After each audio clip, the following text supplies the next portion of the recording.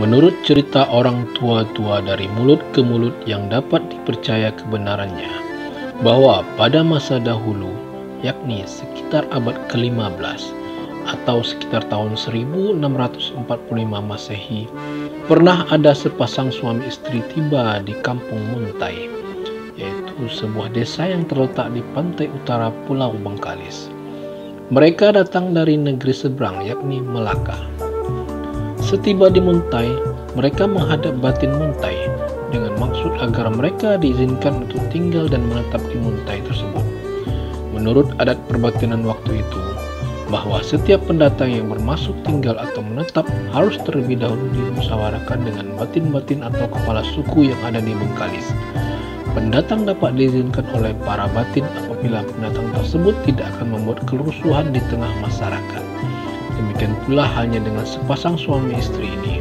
Akhirnya mereka diizinkan menetap di Muntai.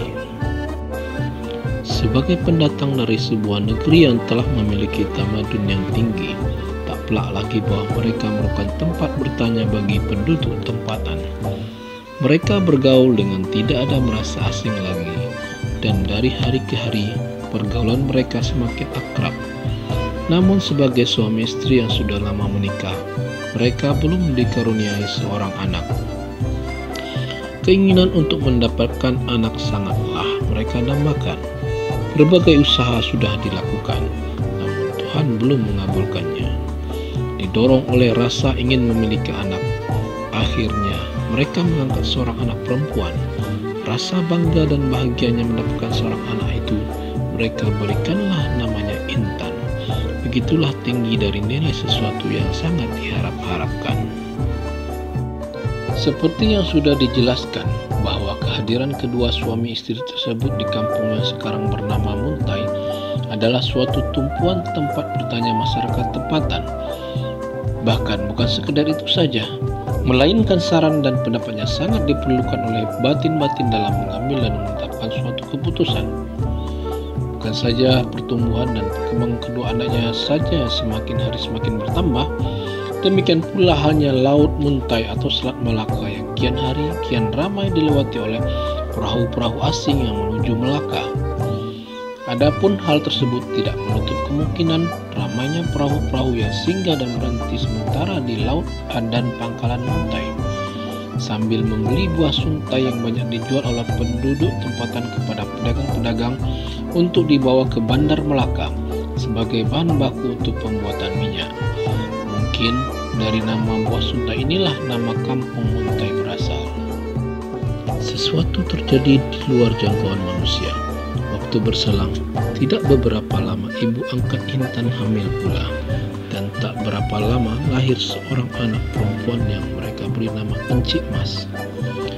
Berbekalkan ilmu pengetahuan yang mereka bawa dari negeri asalnya Melaka, mereka mendidik dan mengasuh kedua anaknya dengan penuh rasa kasih sayang hingga dewasa. Mengingat letak kampung Muntai sangat berdekatan sekali dengan Bandar Melaka, dan banyaknya pendatang yang datang membeli buah suntai, yang kesemuanya dapat menimbulkan kerusuhan masyarakat Muntai, maka oleh ayah Encik Mas mengusulkan kepada batin Muntai agar ditunjuk seorang yang menjadi datuk bandar yang berkedudukan di Muntai, sebagaimana yang terdapat di negeri Melaka.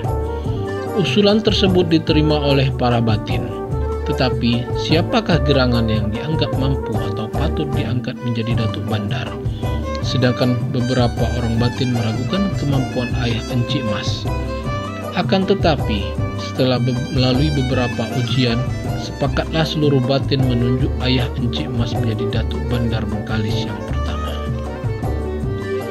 Di dalam menjalankan tugasnya sehari-hari sebagai datuk bandar, ayah Encik Mas selalu didampingi oleh kedua putrinya, yaitu Intan dan Encik Mas.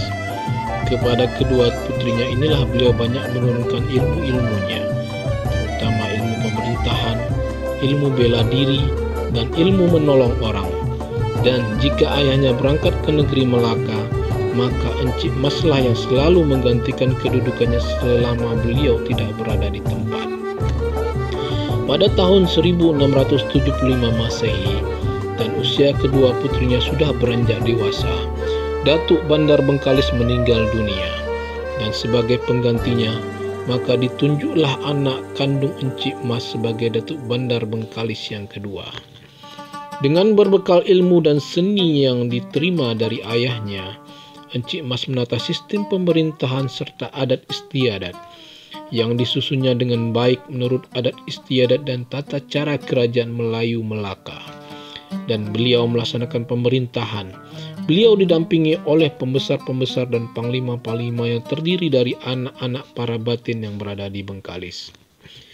Dan yang perlu dicatat, dalam upayanya menjaga ketertiban dan ketentraman Pulau Bengkalis, Encik Mas telah membentuk badan keamanan di dalam bandar. Dan beliau tidak mengizinkan untuk mendirikan angkatan bersenjata dan kendaraan di laut. Karena menurut pertimbangan beliau, bila hal ini dibentuk akan menimbulkan niat jahat menyerang negeri orang lain. Selang beberapa waktu kemudian, sekitar tahun 1680 Masehi, Pulau Bengkalis didatangi sebuah perahu layar. Kalau ditinjau dari peralatannya, dapatlah dikatakan sebuah kapal perang dari Sulawesi Selatan, yaitu Wajok. Dan di dalamnya terdapat 4 orang putra Sultan Wajok, yaitu Daeng Tuagi, Daeng Puari, Daeng Ronggi, dan Daeng Senggiri. Setelah mendarat di Bengkalis, mereka datang menemui Encik Mas, Datuk Bandar Bengkalis, dan menyampaikan maksud kedatangan mereka, yaitu mereka datang dari Sulawesi atau Wajok adalah untuk mencari pengalaman dan pengetahuan di seluruh Nusantara, serta mencari persahabatan. Mendengar perkataan keempat anak Sultan Wajok, dan melihat tingkah laku dan sopan santun yang baik, maka disambutlah oleh Datuk Bandar dengan senang hati, sehingga mereka diizinkan tinggal di Bengkalis selama beberapa waktu mereka mau. Selang beberapa purnama tinggal di Bengkalis, kemudian anak-anak Sultan Wajok tersebut memutuskan untuk melanjutkan perjalanan dan mohon diri kepada Datuk Bandar. Akan tetapi, salah seorang dari mereka, yaitu Daeng Tuagi dan saudara yang paling tua, menyatakan tidak ikut melanjutkan perjalanan dengan alasan bahwa beliau belum puas tinggal di Bengkalis. Rupanya maksud ini disetujui oleh kedua belah pihak, baik dari adik-adik Daeng Tuagi maupun dari pihak Datuk Bandar Bengkalis. Selama di Bengkalis, rupanya Daeng Tuagi menaruh hati terhadap Encik Mas. Timbul niat di hati untuk mempersunting Encik Mas, yang kebetulan saat itu masih berstatus gadis, untuk dijadikannya istri. Niat hati dan perasaannya tersebut disampaikan kepada Encik Mas.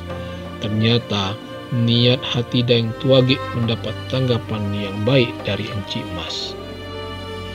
Melalui perantaraan orang-orang, Encik Mas menyampaikan syarat-syarat yang harus dipenuhi oleh Daeng Tuagi bila kelak menjadi suami Encik Mas, yaitu pertama, keturunannya Daeng Tuagi dan Encik Mas hingga ke anak cucu nanti tidak boleh memakai gelar dari Sulawesi. Kedua, Daeng Tuagi tidak boleh membentuk angkatan bersenjata di laut sebagaimana terdapat dalam dasar pemerintahan Bengkalis. Setelah syarat-syarat tadi disampaikan kepada Daeng Tuagi dan difikirkannya matang-matang, maka diterimanya syarat-syarat tersebut. Tidak beberapa lama kemudian diadakan acara peminangan dan berlanjut dengan dilaksanakan acara pernikahan yang meriah sekali. Pada usia perkawinan Datuk Bandar Bengkalis dan Daeng Tuagi genap 1 tahun, maka diadakanlah pesta besar-besaran yang belum pernah diadakan sebelumnya. Bertepatan dengan acara itu pula, atas mufakat bersama, ditabalkanlah atau diangkatlah Daeng Tuagi sebagai ketua panglima-panglima yang ada di Bengkalis dengan gelar Panglima Tuagi di bawah pemerintahan Datuk Bandar Bengkalis. Walaupun situasi dan kondisi Bengkalis pada waktu itu dalam keadaan aman dan tentram hingga bertahun-tahun lamanya, tetapi di lain pihak, yaitu Daeng Tuagi, selalu dalam kegelisahan. Apabila didengarkannya berita-berita dari orang bawahannya bahwa di daerah lain di pulau-pulau yang berdekatan dengan Pulau Bengkalis selalu saja didatangi perampok-perampok. Perampok-perampok tersebut di samping menjarah barang-barang penduduk, juga tidak segan-segan untuk melakukan penyiksaan dan pembunuhan secara kejam. Sepak terjang dan kekejaman perampok-perampok tersebut menyebabkan Panglima Tuagik bermuram durja. Hidupnya selalu dalam kegelisahan. Di lain pihak, apabila ia memandang ke tengah lautan, di sana tampaklah olehnya kapal-kapal Belanda hilir mudik entah dari mana, tidak diketahui dengan pasti. Maklumlah, dilihat dari daratan yang jauh, betapa tidak darah Bugis yang mengalir di dalam tubuhnya itu tidak mengizinkan ia berdiam diri saja. Seperti kita ketahui dalam sejarah, bahwa bangsa Bugis dikenal sebagai bangsa pelaut yang gagah berani mengarungi lautan. Demikian pula halnya dengan Panglima Tuagik sebagai seorang putra Raja Wajo. Perlu diketahui bahwa putra Wajo ini mempunyai darah campuran antara Bone dan Luwu. Kalau Sultan Bone bergelar Mangkawe, yang berarti bertahta atau yang memerintah, sedangkan Raja Luwu bergelar Mapayunge, artinya berpayung.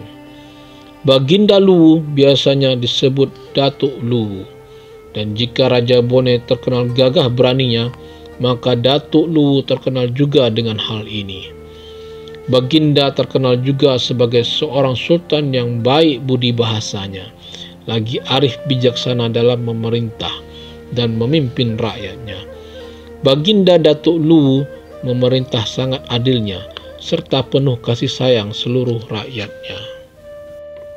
Demikianlah Panglima Tuagik adalah keturunan dari dua suku bangsa Bugis yang dikenal gagah berani dan perkasanya, yaitu mengarungi lautan dan menghapuskan segala perampok atau menghadang kapal-kapal Belanda yang berniat menjajah bangsanya. Berpegang pada syarat perkawinannya, yaitu apabila mendapat keturunan, tidak boleh diberi gelar dengan gelaran Bugis, dan namanya tidak boleh mengikuti nama Bugis. Maka anak mereka diberi nama Jamal, dan anak ini setelah dewasa dinamakannya dengan nama Encik Jamal. Setelah berumur 30 tahun, maka oleh ibundanya diangkatlah Encik Jamal sebagai Datuk Bandar. Setelah tampuk pemerintahan Bengkalis dipegang oleh Datuk Bandar Jamal, maka Encik Mas pun kembalilah sebagaimana orang biasa. Dalam keadaan yang demikian, Panglima Tuagik mengambil kesempatan untuk mendesak putranya Datuk Bandar Jamal agar membentuk sebuah angkatan laut yang cukup dengan persenjataannya. Akan tetapi, selalu ditentang oleh ibundanya yang berbalik menasihatinya agar jangan diturut kehendak ayahandanya Panglima Tuagik. Karena sesuai prinsip pemikirannya sejak dahulu, bahwa membentuk angkatan laut beserta kelengkapan persenjataannya akan memancing timbulnya pertentangan dan permusuhan.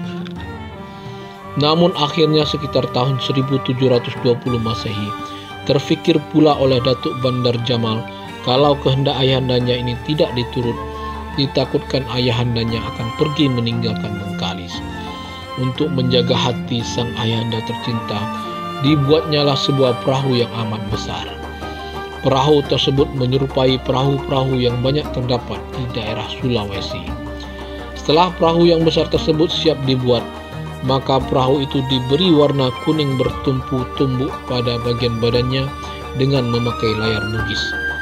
Layar dan jibnya berwarna putih. Perahu yang besar itu dinamai Lancang Kuning. Perahu tersebut dipasang bendera di ujung tiang berwarna hijau lumut yang melambangkan kemakmuran.